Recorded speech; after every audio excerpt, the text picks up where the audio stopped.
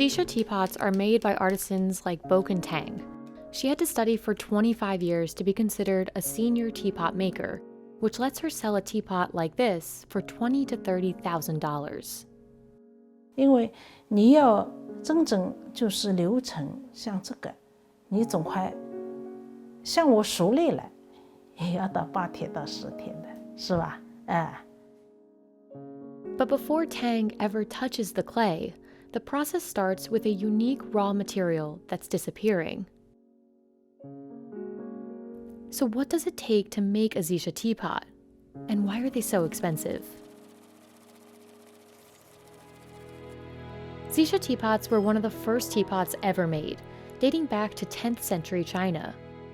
They're named after the rare clay that is made from 350 million-year-old Zisha ore. The ore can only be found in Dingshuzhen, primarily in Huanglang Mountain. It's near the city of Yixing, which is known as China's ceramics capital.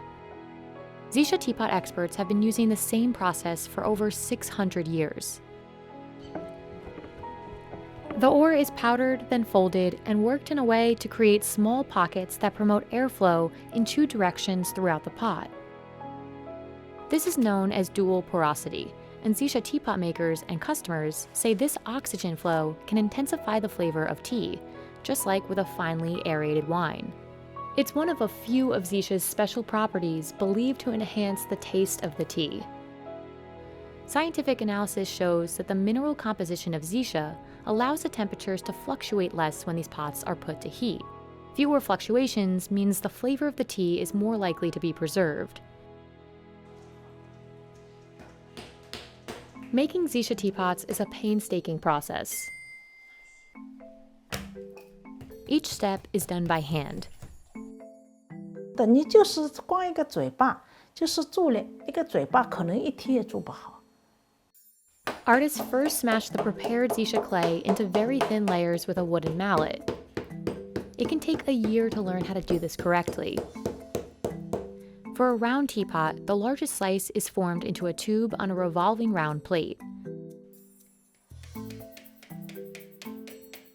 Boken will then pat the body using a thin wooden tool, beating the clay into the desired shape. For more intricate teapots, makers scratch patterns onto the hardened clay and attach extra decor, all of which can increase the final value. Zisha teapots are typically small and hold just a cup of water, so they don't require much clay. But getting that little bit of clay isn't simple or affordable.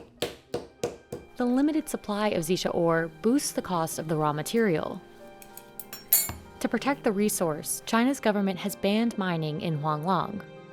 05年，宜兴黄龙山封矿之后，原矿的紫砂料涨了将近上百倍，然后每一年还在往上走，因为矿料是不可再生资源。Boken uses clay her family has reserved since the 90s. That's also the decade she officially began making these teapots. To achieve her senior title, Boken needed 25 years of experience, at least 5 gold awards for her creations, and to pass a rigorous test. 这把壶是我考工日，高级工日试的时候还是什么的。晚上回来，他是在检查的，每一步他都有人来监考，他每一步都是在拍照的。一般考3天，做3天，3天我们是很累了。The next level for Boken to achieve, which is also the highest, is the title of Master Craftsman. This requires at least 30 years of experience. Why? Because customers aren't paying for just the finite raw material, but also for a high level of artistry. 就是这个老师他的一个市场的知名度和市场的流通的认可度，也会影响到紫砂的价值。就是说，它可能单纯从工艺品的一个角度来说，它的料的价值就已经存在了。那第二的话，它如果再跳到艺术的一个高度来讲的话，它的这个料的，它的这个壶的价值溢价就会更高。所以说，这也是造就了为什么紫砂壶。For tea enthusiasts, buying a senior or master Zisha teapot is like buying functional art. Functional in that it's made for a great tea drinking experience, and like art because drinkers appreciate the delicate work and skill required to make it. 其实呢，就是做壶啊，就是实质上主要是韵味，你的韵味一定要，因为你要工艺就是要线条，你要包括自己对自己要求高，对工艺的要求高，要当它一件事情去做。你就是每一把壶的嘴巴搭配，你的声筒，你是日行的，或者是就是你感觉你就是一看你的嘴巴，你不可能这个壶那么大，嘴那么小，或者是这个把，你这个把都有规定。A telltale sign of just how well a teapot is crafted is how liquid pours from the neck. The tea should pour out splatter-free from a well-made Zisha teapot. In the end, it's the importance tea making and tea drinking have in China that makes such expensive teapots worth what customers pay.